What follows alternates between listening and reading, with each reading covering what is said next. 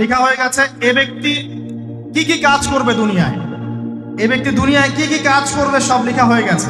এখন যদি একটা চোর বলে যে আল্লাহ পাক আমার তাকদিরে লিখেছিলেন যে আমি চুরি করব, তাই আমি চুরি করেছি। এখন যদি একজন ধর্ষক বলে আল্লাহ আমার তাকদিরে লিখেছিল যে আমি ধর্ষণ করব, তাই ধর্ষণ করেছি। এখন যদি যারা এই জনগণের কিছু সম্পদ আত্মসাৎ করে খেয়ে ফেলছে তারা যদি বলে আল্লাহ তাকদিরে লিখছিলেন জন্যই দুর্নীতি করেছি, তাহলে কথাটা কি হবে? গ্রহণযোগ্য হবে? এখন যদি দলিল দেয় তাকদিরে তো লেখা ছিল। এই আকীদাটার নাম হচ্ছে জাবারিয়া আকীদা। কি আকীদা? জাবারিয়া। এমন একজন ব্যক্তি উমর রাদিয়াল্লাহু আনহুর দরবারে এসেছিল, চোর চুরি করেছে, ধরা পড়েছে। উমর রাদিয়াল্লাহু আনহু বলেছেন হাত কেটে ফেলো। তখন সে বলছে যে আমার হাত তো কাটা যাবে না, কেন? আল্লাহ পাক তাকদিরে লিখেছেন আমি চুরি করব, তাই চুরি করেছি। উমর রাদিয়াল্লাহু আনহুর সামনে এই কথাটা বলেছে। আর উমর রাদিয়াল্লাহু আনহু কি বিচক্ষণ মানুষ ছিলেন না বোকাশোকা ছিলেন? বলেন, তার মতো শাসক পাওয়া যাবে? তার মতো আরো একজন শাসক আসবে ইনশাআল্লাহ পৃথিবীতে। তার নাম কি? নবী ঈসা আলাইহিস সালাম ইনশাআল্লাহ তাআলা। এবং তার আগে আরো একজন ইমাম আসবেন। তার নাম কি? তার নাম হচ্ছে মুহাম্মদ। কি নাম? তার নাম মুহাম্মদ, তার উপাধি হচ্ছে মাহদি। কখন আসবেন? যখন পৃথিবীতে যুদ্ধ বিগ্রহ ছড়িয়ে পড়বে, ব্যাপক আকারে মালহামা চলবে, তখন আসবেন। কাদের পক্ষে আসবেন? মুসলিমদের পক্ষে। কি উদ্দেশ্যে আসবেন? সারা বিশ্বে জুলুম তুলে ফেলার জন্য। এবং আরেকটা কি উদ্দেশ্য? ওই জেরুজালেম উদ্ধার করার জন্য। কোন জেরুজালেম? যেটা এখন ইহুদিরা দখল করে আছে। চারপাশে আরবরা, মাঝখানে ও কেমন করে দখল করে আছে? আরবদেরকে হাতের মুঠোয় নিয়ে নিয়েছে। এই কারণে মুনাফিকদের উপর টিকে আছে সে, এবং তার পশ্চিমা মিত্রদের উপর টিকে আছে। ঈসা আলাইহিস সালাম কেন আসবেন? এই জায়গাটা পুনরুদ্ধার করার জন্য। ঈসা আলাইহিস সালাম কি পরাজিত হবেন না বিজয়ী হবেন?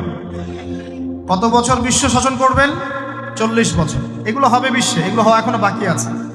আরো কি হবে? মুসলিমরা কনস্ট্যান্টিনোপল আবার জয় করবে। এই কনস্ট্যান্টিনোপলের মধ্যে ফিতনা দেখা দিবে অচিরেই, মুসলিমরা ওটা আবার দখল করবে ইনশাআল্লাহ তাআলা। আরো কি হবে? বললাম ভূমিকম্পের বছরগুলো আসবে সামনে, এবং মুতায়নুন শাদীদ, মহামারীও আসবে। আরো কি? বড় বড় 3টা ভূমিকম্প বাকি আছে এখনো। আগে বলেছি লেকচারে, একটা পৃথিবীর পূর্বে, একটা পশ্চিমে, একটা মাঝখানে। এগুলো এখনো বাকি আছে। বিশ্বে অনেক কিছু হওয়া এখনো বাকি আছে। এখন যা দেখছি এগুলোই স্বপ্ন, এগুলো চলে যাবে। সময় কি হবে? চলে যাবে। আরো নতুন সময় আসবে ইনশাআল্লাহ। আমাদের দায়িত্ব কি? আমাদের দায়িত্ব পরিস্থিতি বুঝে দিন ধরে রাখা, আমল করা, এবং মানুষকে দিনের দিকে আহ্বান করা। আমরা যদি দায়িত্ব পালন না করি তাহলে কি হবে? আল্লাহ পাক আমাদেরকে সরিয়ে দিয়ে নতুন কওম নিয়ে আসবে। আল্লাহ পাক সূরা মুহাম্মাদে বলেছেন ওয়া ইন তাতাওয়াল্লাউ, তোমরা যদি মুখ ফিরিয়ে নাও, ইয়াস্তাবদিল কওমান গায়রাকুম, আল্লাহ পাক নতুন কওমকে তোমাদের জায়গায় স্থলাভিষিক্ত করবেন। সুম্মা লা ইয়াকুনু আমসালাকুম, তারা তোমাদের মতো হবে না, মানে আমাদের মতো অপদার্থ হবে না। উম্মার বিজয়ের শর্ত কি? আল্লাহ সূরা মুহাম্মাদেই বলেছেন ইন তানসুরুল্লাহ ইয়ানসুরুকুম, তোমরা আল্লাহর দ্বীনকে সাহায্য করো, তবেই আল্লাহ তোমাদেরকে সাহায্য করবে। ওয়া ইউসাব্বিত আকদামাকুম, তোমাদের পা আল্লাহ দৃঢ় করে রাখবেন। আমরা আল্লাহকে সাহায্য না করলে আল্লাহ পাক আমাদেরকে সাহায্য করবেন না। সিম্পল। আল্লাহ পাক সূরা রা'দের মধ্যে বলছেন ইন্নাল্লাহা লা ইউগাইয়িরু মা বিকওমিন হাত্তা ইউগাইয়িরু মা বিআনফুসিহিম, আল্লাহ পাক কোনো কওমের অবস্থা ততক্ষণ পরিবর্তন করেন না যতক্ষণ না সেই কওম তার নিজের অবস্থার পরিবর্তনের চেষ্টা করে। তাহলে আমাদের পরিবর্তন কেন হচ্ছে না? কারণ আমরা নামাজ ছেড়ে দিয়েছি। 90% মুসলিমের দেশে কত পার্সেন্ট নামাজ পড়ে চিন্তা করে দেখবেন। আমরা কোরআন ছেড়ে দিয়েছি। 90% মুসলিমের দেশে কত পার্সেন্ট বিশুদ্ধ করে কোরআন তেলাওয়াত করতে পারে? একটু খোঁজ নিয়ে দেখবেন। কোরআন শুমারি করে দেখেন, নামাজ শুমারি করে দেখেন, তাহলে বুঝতে পারবেন। আর যারা কোরআন পড়তে জানে তাদের মধ্যে কত পার্সেন্ট কোরআনের অর্থটা বোঝে? এটা আরো বড় বিষয়। তারপরে আবার কারা মেনে চলে? এটা আরো বড় বিষয়। আর আমরা কতজন মানুষ দিন ইসলামকে সামগ্রিক দিন হিসেবে মানি? এটাও একটা বড় বিষয়। আমরা মানি ঠিকই, আংশিক আংশিক। যেমন ইবাদত বন্দেগীর জীবনে মুসলমান, অর্থনৈতিক জীবনে গিয়ে আবার সুদখোর, এমন না বিষয়টা? ইবাদত বন্দেগীর জীবনে আমি পাক্কা মুসলিম, কপালে সেজদার দাগ আছে মাশাআল্লাহ, দাড়ি টুপিও আছে মাশাআল্লাহ, কিন্তু ব্যবসায় গিয়ে মাপে কম দিচ্ছি না? ব্যবসায় গিয়ে আমি হারাম ভেজাল দিচ্ছি কিনা? এরকম হচ্ছে কিনা? হচ্ছে। কিন্তু সে কিন্তু মুসলিম এবং নামাজও পড়ে। তা আমাদের সমস্যা ভাই এখানেই। এখন এই সমস্যাটা সলভ করলে ইনশাল্লাহ সব সমস্যা সলভ হয়ে যাবে ইনশাল্লাহ। সমস্যাটা কি, আমরা ইসলামটাকে আংশিকভাবে মানি, পরিপূর্ণ জীবনে ইসলাম বাস্তবায়ন করতে পারছি না। আমি আপনি হয়তো কেউই পারছি না, ফখর করলে বলার নাই যে আমি খুব পারছি, আসলে আমিও পারছি।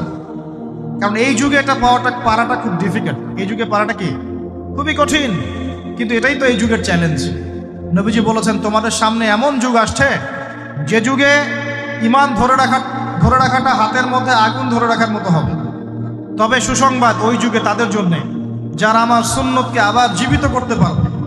যে আমার মৃত সুন্নতকে জীবিত করবে, আল্লাহ পাক তাকে 50 জন শহীদ সাহাবীর সমান নেকি দিবে। এটাই আমাদের কাজ। আল্লাহ পাক আমাদেরকে তৌফিক দান করুন। তার মানে তাকদীর লেখা হয়ে গেছে। এবার আল্লাহ রাব্বুল আলামিন কি করলেন? আল্লাহ পাক এই মহাবিশ্ব সৃষ্টি করলেন। হুয়াল্লাযী খালাকাস সামাওয়াতি ওয়াল আরদ ফি 6 আইয়াম। কয় দিনে? আল্লাহ পাক পুরো মহাবিশ্ব সৃষ্টি করলেন কয় দিনে? আমাকে বলেন তো, মহাবিশ্বকে আল্লাহ পাক ঘৃণা করে সৃষ্টি করেছেন না ভালোবেসে? তাহলে আল্লাহ পাক কি ভালোবাসার সত্তা নয়? আল্লাহ রাব্বুল আলামিন কি ভালোবাসেন না? আল্লাহ পাকের একটা নামই হচ্ছে গফুর আল ওয়াদুদ, ওয়াহুয়াল গফুরুল ওয়াদুদ। আল্লাহ পাক হচ্ছেন ক্ষমাশীল, পরম ক্ষমাশীল এবং প্রেমময়। আল্লাহ পাক তার নাম দিয়েছেন আল ওয়াদুদ, মানে প্রেমময়। আল্লাহ পাক ভালোবাসেন কি না? তাহলে এই পুরো মহাবিশ্ব সৃষ্টি করে আল্লাহ পাক কি মহাবিশ্বের মধ্যে ভালোবাসা ছড়িয়ে দেন নাই? আল্লাহ রাব্বুল আলামিন 6 দিনে মহাবিশ্ব সৃষ্টি করে মহাবিশ্বের সব জায়গায় যার যার কাজ তাকে বুঝিয়ে দিলেন। কোন গ্রহ কি কাজ করবে, কোন সৌরজগৎ কেমন করে চলবে, দুনিয়া কিভাবে ঘুরবে, সূর্য কিভাবে উঠবে, চাঁদ কিভাবে আসবে, কোন মাখলুক কি কাজ করবে, ফেরেশতাদের কাজ কি হবে, ইত্যাদি ইত্যাদি। আল্লাহ পাক সমস্ত কাজ বুঝিয়ে দিলেন। সূরা আলিফ লাম মিম সেজদা, হামিম সেজদার মধ্যে আছে, পড়ে দেখুন। আল্লাহ পাক পুরো মহাবিশ্বের দায়িত্ব বন্টন করে দিলেন। এবার আল্লাহ রাব্বুল আলামিন কি করলেন শোনেন। আল্লাহ রাব্বুল আলামিন বলছেন, এই পুরো মাখলুক কায়নাত সৃষ্টি করার পর আল্লাহ পাক তার রহমতকে 100 ভাগে ভাগ করলেন। কত ভাগে? আল্লাহ পাকের দয়া, রহমত, ভালোবাসাকে 100 ভাগে ভাগ করলেন। ভাগ করে এক ভাগ, মাত্র এক ভাগ আল্লাহ পাক পুরো মহাবিশ্বে ছড়িয়ে দিলেন। বলেন সুবহানাল্লাহ। বাকি 99 ভাগ রহমত আল্লাহ পাক তার কাছে রাখলেন। এই এক ভাগ ভালোবাসার কারণেই এই যে সন্তান কান্না করলে মায়ের বুক ফেটে যায়, সন্তান অসুস্থ হলে বাবার বুক ফেটে যায়, যেই বাবা সহজে চোখের পানি কাউকে দেখায় না, সেই বাবা জায়নামাজে দাঁড়িয়ে চোখের পানি ছাড়তে থাকে। এই এক ভাগ রহমতের কারণে আমরা দেখি যে রাস্তার কুকুর পর্যন্ত তার বাচ্চাকে চাটে, আদর করে, মহব্বত করে। এই এক ভাগ রহমতের কারণে আমরা আমাদের স্ত্রীদেরকে মহব্বত করি, স্ত্রীকে সুখে রাখার জন্য জীবনটা পর্যন্ত বিলিয়ে দেয়। সকাল থেকে রাত পর্যন্ত কোনো কোনো ক্ষেত্রে হারাম পথে যেটাও দ্বিধা করি না, স্ত্রী সন্তান সুখে থাক এই আশায়, তাই না ভাই? এই এক ভাগ রহমতের কারণে গাভী দেখবেন, গাভী তার বাচ্চাকে প্রসবের পর চাটে, গাটা চেটে পরিষ্কার করে দেয়। এই এক ভাগ রহমতে পুরো কায়নাত টিকে আছে। আর নবী সাল্লাল্লাহু আলাইহি ওয়াসাল্লাম বলছেন, বাকি 99% রহমত আল্লাহ পাক তার কাছে রেখেছেন। এই রহমত এবং ভালোবাসা দিয়ে আল্লাহ পাক কিয়ামতের মাঠে মানুষকে মাফ করবে ইনশাআল্লাহ। তার মানে বলেন আল্লাহু আকবার। তার মানে আমরা আশা করতে পারি ইনশাআল্লাহ তাআলা আমরা আল্লাহর জান্নাত পাবো ইনশাআল্লাহ। হবে কি না? শুধু একটা কাজ যদি উম্মত করতে পারে জান্নাত পাবে। বলে দিব কোনটা? অনেক কাজই আছে, কিন্তু স্পেশাল একটা কাজ, একটা। আল্লাহ রাব্বুল আলামিন মেরাজের রাতে তার নবীকে উঠিয়ে নিয়েছিলেন, উঠিয়ে নিয়ে কাছে নিয়ে আসছেন, একদম কাছে, আর যে আরশের কাছাকাছি। নবী সাল্লাল্লাহু আলাইহি ওয়াসাল্লাম বলছেন, ওই সময় তার উপর 3টা স্পেশাল ওহী করা হয়েছে। কয়টা? 3টা। একটা হচ্ছে 50 ওয়াক্ত নামাজ। কত ওয়াক্ত? এটা কমতে কমতে কমতে কত ওয়াক্ত হয়েছে? 5। 5কেও কমানোর জন্য কোন নবী বলছিলেন? মুসা আলাইহিস সালাম বলছেন 5ও পারবে না, কমাই নিয়ে আসেন। 5ও যে পারবে না, মুসা আলাইহিস সালাম কেমন করে জানলেন? তার উম্মত 2 ওয়াক্ত নামাজ পড়ে। কয় ওয়াক্ত নামাজ ফরজ ছিল? ওই 2 ওয়াক্ত তার আদায় করতে পারে নাই। এই অভিজ্ঞতা থেকে তিনি বলেছেন যে আপনার উম্মত 5 ওয়াক্ত পারবেন। সত্যি না মিথ্যা কথাটা? আসলেই কি উম্মত 5 ওয়াক্ত নামাজ পড়তে পারছে? আচ্ছা, যাই হোক, আল্লাহ পাক আমাদেরকে পড়ার তৌফিক দান করুন। দ্বিতীয় ওহী হচ্ছে সূরা বাকারার শেষের 3টা আয়াত। কয় আয়াত? সূরা বাকারার শেষের 3 আয়াত ওহী করেছেন কে? আল্লাহ রাব্বুল আলামিন। কোন ব্যক্তি যদি রাতের বেলা সূরা বাকারার শেষের 3টা আয়াত পড়ে সারা রাত ইবাদত করার নেকি পাবে। আর 3 নাম্বারটা হচ্ছে স্পেশাল, সেটা হচ্ছে আল্লাহ পাক বলেছেন, হে মুহাম্মদ সাল্লাল্লাহু আলাইহি ওয়াসাল্লাম, বলেন সাল্লাল্লাহু আলাইহি ওয়াসাল্লাম, তোমার উম্মতের